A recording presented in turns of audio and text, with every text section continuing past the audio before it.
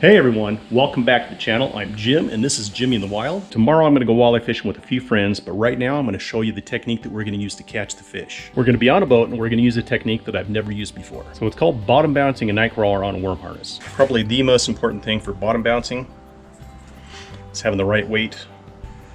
This weight will drag along the bottom, drags along the bottom and bounces across stuff. But your lure will be out here suspended. We'll be trolling at about 1.5 to 2 miles an hour. No more than 2 miles per hour. As it goes along, it'll hit bumps. We'll just keep going. Your spinner's back here. I don't have a worm on it right now, but we'll put one on there tomorrow. We'll kind of put the front part on the front hook, maybe 2 or 3 times on there, and I'll hook it at least twice on the back. They're all fresh, they've never been used. I took them out of the package. If you ever take one of these out of the package, you'll understand why you want to put them on one of these before you go out there. Spend a lot of time unraveling it. Spend a few bucks, get yourself one of these rubber or foam. This one's got these little nubs or nipples that you can put the end of the swivel on. Kind of hooks on there, then you'll wrap it up. Here's how we put these night crawler harnesses on this little this is a rubber version, but they do have foam out there. So the rubber version has this nice little nipple on it. You can put your either your eye of your swivel or the eye of your line if you don't have a swivel, and just start wrapping it up. And try to stay to one side. Put all your line on one side, because when you come around with hooks, you're going to want to hook your hooks into the rubber part or the foam. If you hook into the line, you're just going to tangle everything up. We'll get it stretched on there and stretch it a little bit so it kind of bites into the rubber by itself. Put it in there just enough to stick. If you put it in too far, your barb's going to get stuck in the rubber. So just put it in just enough to put that point in, not the barb. And you'll have that second or third hook. You bring it around here and you put it right in there in the vacant spot where there's no line. Do the same thing. And it's stuck on there nice and pretty. But this one fits in here nicely. It fits in this little tackle box. I can shut it, so it closes nice and pretty. A little bit of a bulge in it, but it's all contained. Nobody's going to get hooked. We can put this away, and we can use it another day. Everything's good to go. You know, I've got to thank Danny for taking me along on this walleye trip to Pathfinder Lake. Walleye fishing is something I've been meaning to do for quite a while now, and going fishing with someone who knows where the fish are definitely started me off in the right direction to catch something. This lake or reservoir that we're fishing in today is a very large man-made lake in a rocky desert in central Wyoming. Here's a cool fact: the granite block masonry dam was completed back in 1909 and was a major engineering feat back then. You can go check it out today, and it's crazy to imagine how they got all of those giant blocks of granite put into place. It's a really great place to visit and discover the history of its construction. The lake has about 117 miles of shoreline and a maximum depth of about 192 feet. We launched the boat early from Bishop's Point. Bishop's Point is really only one of a few official boat launches for this giant lake. A total of 5 of us went on this fishing trip, and we started out in 2 boats. Danny, his friend from work Dave, and I were in one boat. Then Danny's dad Dave and his uncle Russ were in Russ's boat. Once we were out on the water, we headed across the lake about 8 miles or so to a part of the lake known as Walleye Bay. The 25-minute trip took us past many sandy miles of scenic shore and ancient polished granite hills. We even went through a few smaller canyons to get where the fish were. The day started out sunny and very calm, which was welcome for sure. The lack of wind was a little unusual for central Wyoming, but it definitely made the early morning fishing trip much more enjoyable. One thing to note, this is mid-July and the lake is in the process of turning over. This means that due to prolonged warm temperatures and other environmental factors, an algae bloom was getting started and was in the process of being circulated at the top surface of the lake. The algae bloom was likely to get worse over the next week or two since the temperatures were due to get much warmer. The overall effect of the algae bloom and the cyclic movement of the warm water to the top surface makes it seem like the bottom of the lake has turned over and floated up to the top surface. Sometimes the algae gets thick enough to stain the hull of your boat a greenish blue, and it can definitely be a pain to remove. The algae bloom can definitely slow down or completely turn the fish off from biting.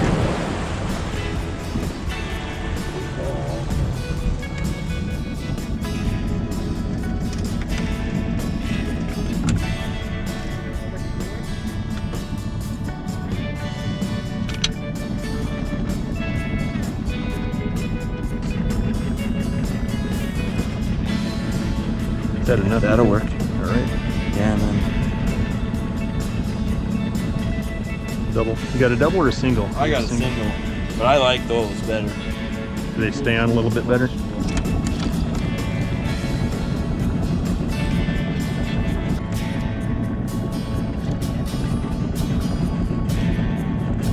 It's all tangled up.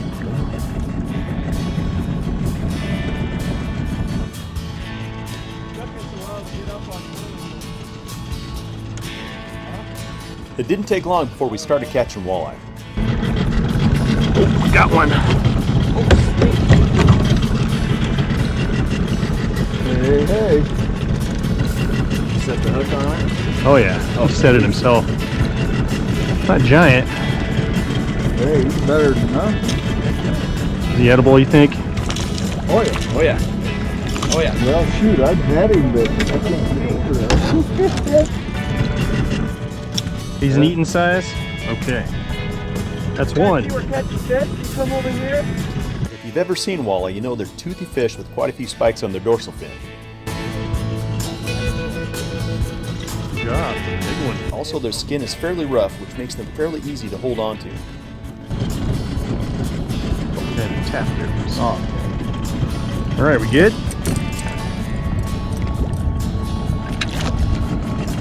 pretty nice fish, babe. What do you want the best? Maybe you want $50. You want $2.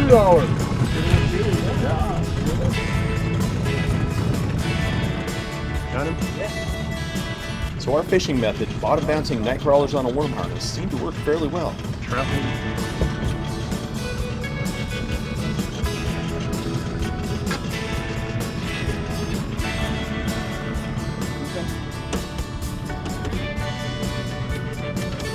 Of course, when we passed Danny's uncle boat, every once in a while, Danny had to give them some pointers to make sure they'd catch more fish. Probably help if you slow down a little bit. You're going too fast. Hey, okay, don't catch fish. Not my problem.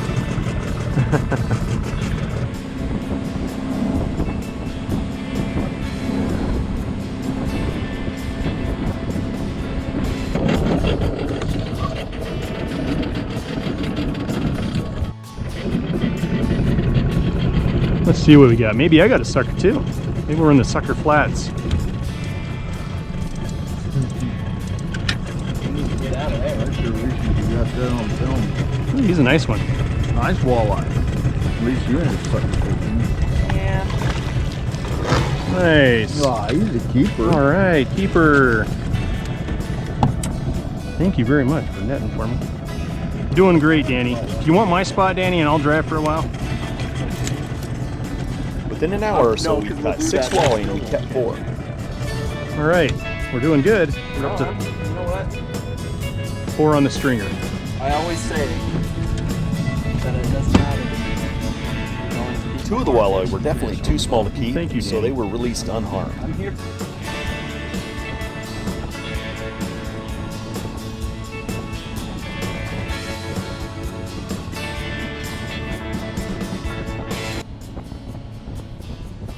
It was getting hot quick, so we didn't have much time before the fish quit biting. Once it did get too hot, we headed back to the ramp and then back to town. Now we're going to fillet the walleye. When I fillet a fish, I like to set it on a damp towel on a cutting board to hold the fish still, unless I have a fillet board that has a clamp on the end. Make sure your fillet knife is nice and sharp. Also be very careful of the sharp knife. Just make sure you do this before you do the rest of the fish, so you don't forget to do it. It's almost like a scallop. Really good stuff. You don't want to miss out. Okay.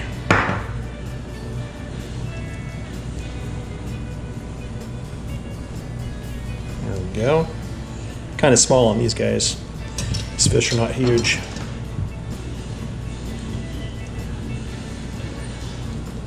Probably have to skin this separately. Sometimes they just slip right off.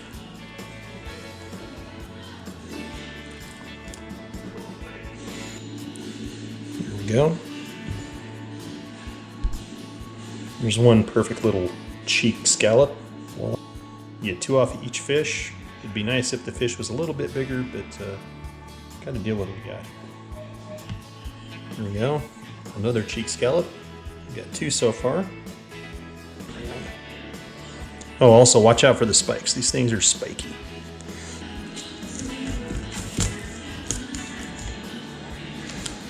There we go.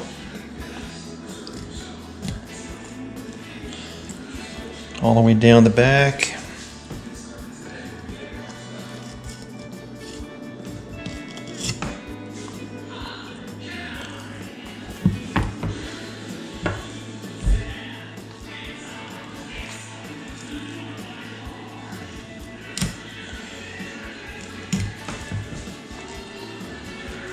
Okay, do it on both sides. Otherwise it's almost impossible to fillet it on the other side.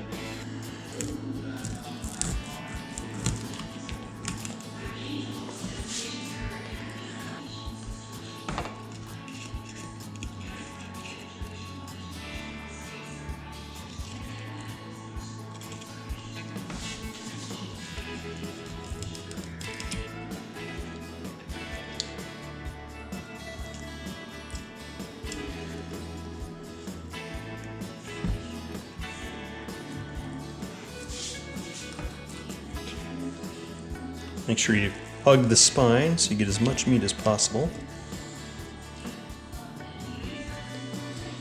Up to about there.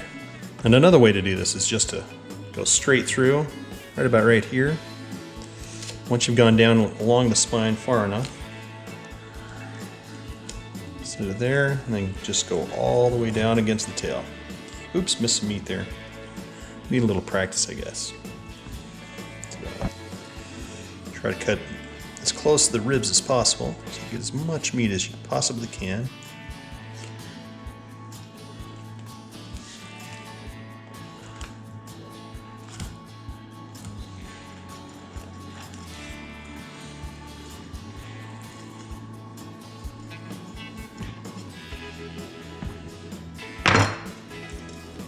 Flip it over, get that other fillet. All right, we're doing pretty.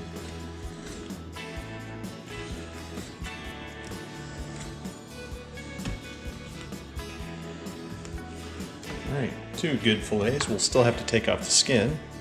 That's the first fish. It's not too bad.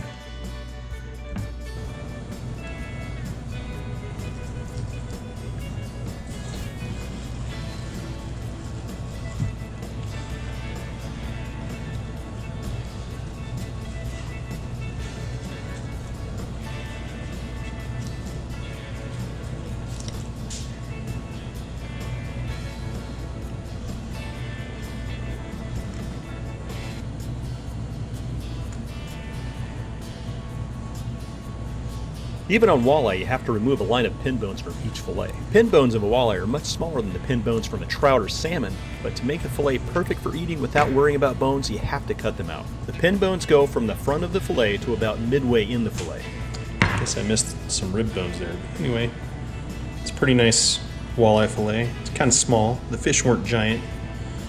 I'll have to try to work it out. There's 2 nice thin walleye fillets with no bones up. Notice how I'm feeling for the pin bones, then cutting them out while removing the least amount of meat possible.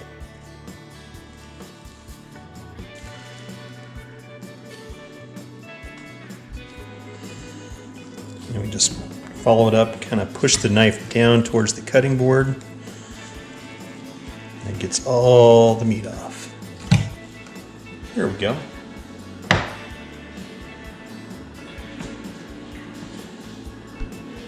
Another nice walleye fillet.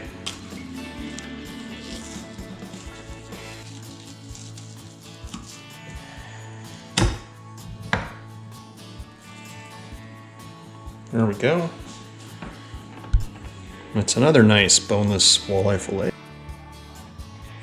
Okay, somehow I lost the footage of rolling the fillets and cheek scallops in spiced up cornmeal. So I'm using a simple cornmeal with a few additional spices added. The light texture of the cornmeal doesn't overpower the delicate flavor of the walleye, and I like it much better than a heavy beer batter or tempura batter that absorbs way too much oil. Cornmeal really doesn't absorb very much oil, and you can really taste the fish. Another thing to note, when frying fish, use a good oil that doesn't leave any nasty flavor behind. I like corn oil because it leaves an almost buttery, toasty flavor which goes well with the cornmeal. The fish only needs to cook for about 3 or 4 minutes on each side to get a good crispy edge. When you take the fish out of the pan, make sure you set the fish down on a paper or a cloth towel to absorb the extra oil. And then you're ready to serve the fish with or without tartar sauce. This fried walleye turned out so good, I wish I caught more. So, you know, a few fillets barely seems like a taste test. That's really good. The fish cheeks are really good. They do have a texture like scallops, which is nice. Not bad, huh? Well, that's it for today's first walleye catch, clean, and cook video. If you liked today's video, please give it a thumbs up and also be sure to hit the subscribe button so you don't miss the next walleye catch, clean, and cook. Until next time, here's a little more spare drone footage of the lake where we caught these fish.